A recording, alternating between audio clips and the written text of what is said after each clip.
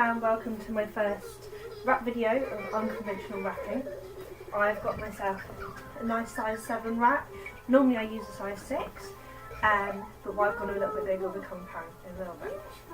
So with all wrap they'll have a middle marker. Some will be as small as this, some might be a bit bigger. I'm going to put the middle marker on my chest, open it up like a big angel wing, bring my elbow in front, and that's going to stop me getting all tangled up in a little bit. I can even pin this side of the wrap under my armpit if I want to, or hold it. It's completely up to you. I'm going to draw a circle around my head with my hand, and now I've got it over my back. Bring all the fabric up and onto my shoulder. Okay. What that has done is it just crossed it over my back without getting a twist in the fabric, which is really important. I'm then going to bring the fabric out again, elbow in front. Again, this just helps me stop getting tangled. Then draw a circle around my head and bring it over, and again bring all the fabric up and onto my shoulder. So that's giving me a lovely cross on my back with no twists. When I'm doing my adjustments, it's really important to know that there are no twists and which is the top and the bottom.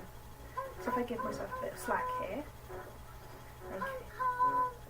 So I know that the top of my wrap will relate to the top rail. Now a rail is the top seam and about an inch. When I pull the top will tighten. And that's all movement. If you see, the bottom isn't moving at all. Okay?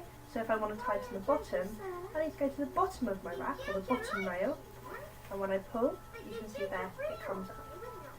So if I have a twist in my fabric, it may swap which side is the top and the bottom, and just be a bit confusing, especially when you're starting out. So now I've got my pouch ready for my little one. I've got my 2 rails, got my crossover without any twists in it. Now for a bit of unconventional wrapping. Today I'm going to wrap a teapot. Jenny, say hello. Hello. Jenny is a teapot, and what I'm going to do is bring my teapot up, say hi. So I've given myself a little bit of extra fabric to get around the teapot today. I'm going to bring her up onto my shoulder and reach up and through my rail.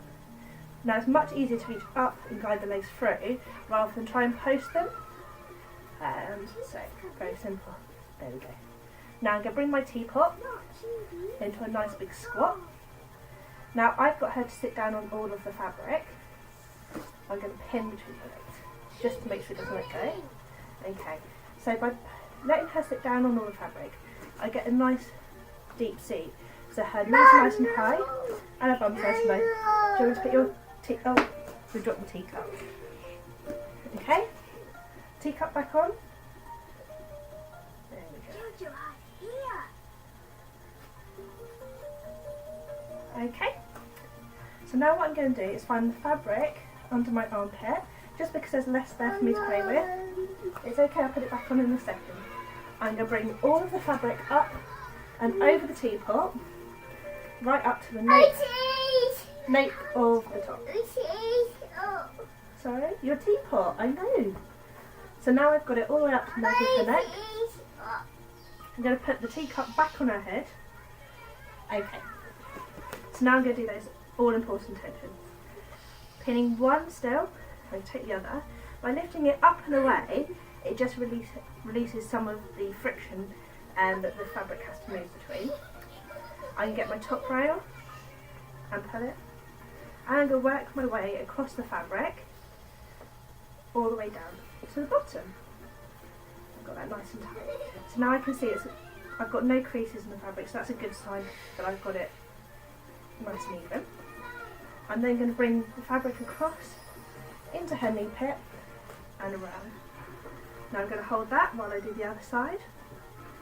And coming along and do my tensions all the way across.